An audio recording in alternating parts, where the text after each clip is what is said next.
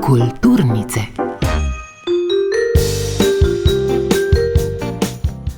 Untranquil Now, konstelacija pripovedi in odzvenov, je naslov mednarodne razstave v Cukrarni v Ljubljani, ki je nastala v sodelovanju z muzejem Hamburger Kunsthalle.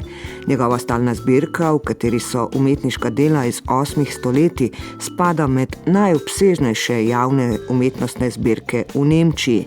Obsežno razstavo v Ljubljani je pripravila kustosinja Corinne Diserens. Sanji Rejc je novo sodelovanje predstavila umetniška vodja Cukrarne Alenka Gregorič.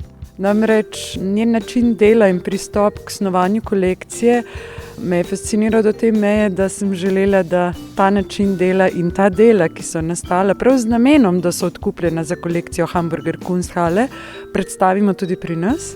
Namreč gre po mojem mnenju za zelo dober način pridobivanja oziroma širjenja zbirke, ko skupaj z umetnikom ob ustvarjanju razstave kustosinja ustvarja nova dela, ki vzpostavljajo dialog samo zbirko, ki že obstaja. To se mi zdel eden od pomembnih načinov in pristopov, sploh v današnjem svetu, ker se dela kupuje praktično že preko interneta, ker ljudje niti nimajo potrebe, da stopijo v stik s samim delom, ga vidijo v živo.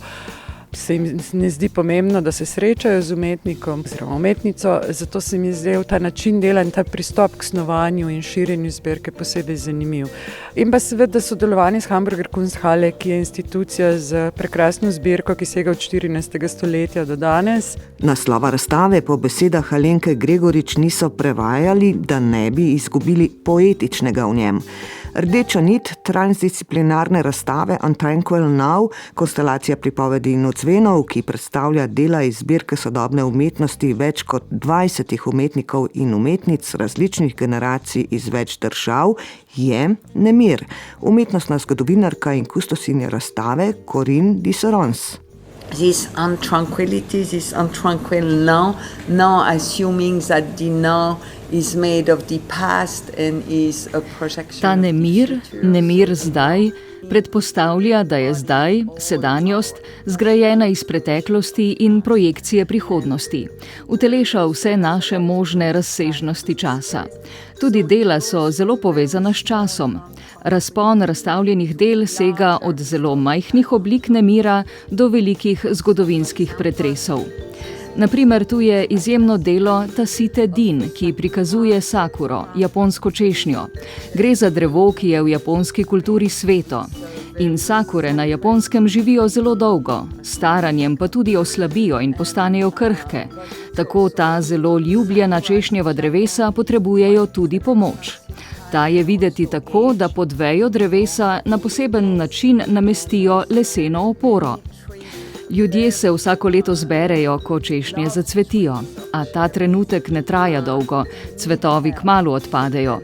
Tu gre za ta nemir starajočih se dreves in hkrati za vsakoletni obredni trenutek cvetenja in odpadanja cvetov. Zame je to ta droben nemir, ki pa v sebi nosi dolgo zgodbo japonske kulture. Poleg tega je tu še materialnost samega dela. Tasitino delo je fotografija velikega formata, ki je ročno retuširana. Tasita Din je, lahko rečem, analogna umetnica. Dela z analognim filmom, z analognimi postopki. Je tudi zelo pomembna aktivistka, ki si prizadeva, da bi filmski laboratoriji po Evropi ostali odprti. Ta češnja torej vsako leto znova zacveti po istem ritmu, vendar hkrati pripoveduje zgodbo staranja in minljivosti, tako da gre za več plasti nemira. Ko smo že pri cvetju, instalacija Erika Bodlera se osredotoča na napetost med globalno industrijo cvetja in pripovedjo o cvetju. Delo je nastalo v ogromnem obratu na Nizozemskem, resnično velikanskem industrijskem kompleksu, kamor prihajajo rože z vsega sveta. Noro je, da cvetje pripeljajo tja z vseh koncev sveta, ga standardizirajo in zapakirajo in ga nato ponovno odpošljajo po vsem svetu. Baudelaireova videoinstalacija razkriva absurdno dinamiko globalne industrije. Francoski umetnik Pierre Huyck pa je za svoj film Človeška maska navdih črpal iz resničnega dogodka na Japonskem, kjer so opico, zakrito z masko mlajše ženske, izurili za delo natakarice. Avtor položaj postavi v opuščeno pokrajino Fukušime leta 2011, v tem distopičnem okolju pa žival uprizarja človeško usodo.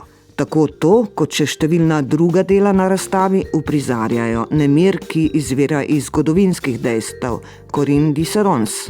You have Dora Garcia with the story of very important... Tu je še Dora Garcia z zgodbo o zelo pomembni ruski feministični aktivistki, ki je vplivala na sodobno feministično gibanje v Južni Ameriki.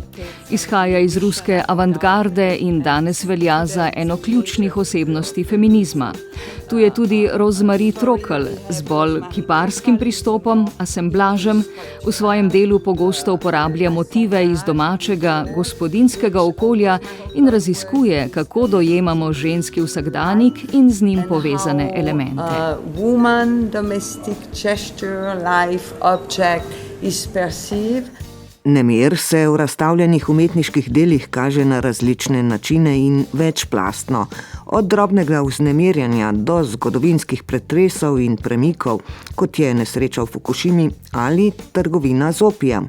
Prav ta je spodbudila nastanek instalacije Pljuča kot delovna sila. S tem novim delom se v Ljubljani po 20 letih spet predstavljata Nasrin Tabatabai in Babak Afrasiabi. So this work started a long time ago with our interest in the history of opium. To delo se je začelo že dolgo nazaj, z najinim zanimanjem za zgodovino opija. Sprva sva raziskovala njegovo pojavljanje v književnosti in pozneje zgodovinsko vlogo v trgovini, kjer pomeni nekakšen začetek tega, kar danes poznamo kot kapitalistično obliko trgovanja. V tem procesu se je bistveno spremenil tudi način uporabe opija in ta sprememba je bila nekakšen sprožilec za ta projekt. Opij se je sprva uporabljal v manjšem obsegu in večinoma z zaužitjem. Pozneje, ko se je začelo množično razpečevanje, pa se je razširilo kajenje opija. In ta premik k kajenju je pritegnil najino pozornost, saj sproža premislek o tem, kako so pljuča postala nekakšen podaljšek celotnega mehanizma trgovine in kapitalistične mreže, ki se je takrat razvijala. In tu se vzpostavi povezava s sodobno tehnologijo. Tudi naš potrošniški odnos do sodobne tehnologije je postal nekakšna oblika dela in način, kako smo vpeti v neko širše omrežje. V tem smislu najino delo na abstrakten in poetičen način poveže ti dve zgodovini. Ko ga gledamo, se v mislih morda vzpostavi povezava. Zakaj bi bil opij nenadoma povezan z računalniki? Kje je stična točka? Mislim, da je prav to izhodiščno vprašanje tega dela. Why would opium suddenly be linked to computers? What is the connection? I think this is maybe the beginning question with this work.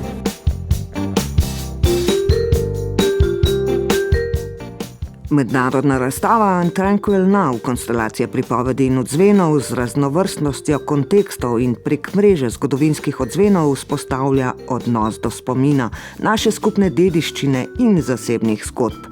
Večino ljubljanske cukrarne bo zasedala vse do 3. januarja prihodnje leto. Dela so razstavljena v obeh nadstropjih in mezaninu, v kletnem razstavišču pa se septembra pridružijo še filmske projekcije.